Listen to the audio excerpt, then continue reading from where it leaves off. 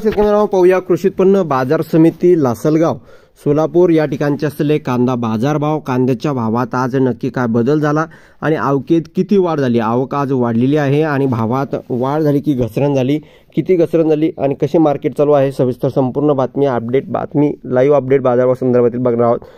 Video शेवटपर्यंत बघा, अतिशय महत्त्वाचा व्हिडिओ जर आवडला तर नक्कीच लाईक करा। सांगा तुम्ही चॅनलवरती नवीन असाल तर माझा शेतकरी यूट्यूब चॅनलला सबस्क्राइब करून रसाल बेल आयकॉन म्हणजे घंटा वाजू नका, जेणेकरून माझ्याकडून नोटिफिकेशन तुमच्यापर्यंत पोहोचते। स्क्रीनवर होऊ शकता कृषी उत्पन्न बाजार समिती लासलगाव, श्री छत्रपती शिवाजी महाराज कृषी उत्पन्न बाजार समिती लासलगाव, दिनांक 30 नोव्हेंबर 2024 शनिवार रोजचे बाजारभाव। एकूण कांदा लिलावामध्ये 500 नगांची आवक आहे, ती पूर्णतः टोटल आवक लाल कांद्यासाठी 500 नगांची झालेली आहे। उन्हाळ कांद्याची आवक अंदाजे 6500 क्विंटलची 500 नगामधून झालेली आहे।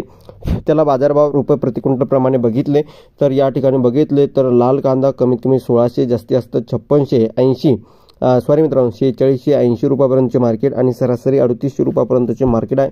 कालच्या तुलनेने भावात मात्र आज घसरण बघायला भेटले, थोडीफार चढउतार मार्केट यार्डामध्ये चालू आहे, परंतु आवकेत आज वाढ बघायला भेटलेली आहे।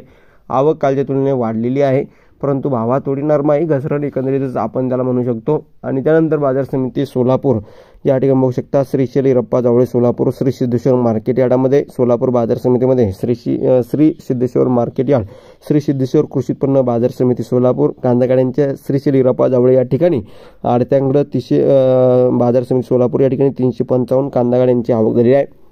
लाल कांद्यासाठी आणि पांढऱ्या कांद्यासाठी 4 कांदा गाड्यांची आवक आहे। टोटल या ठिकाणी आवक तुम्ही बघतच आहात। आज किती झालेली आहे सोलापूर बाजार समितीमध्ये सुद्धा आवकेत वाढ आहे। आज भावात का नक्की बदल होतो आपण या ठिकाणी बघणारच आहोत थोड्या यानंतरच्याच व्हिडिओमध्ये।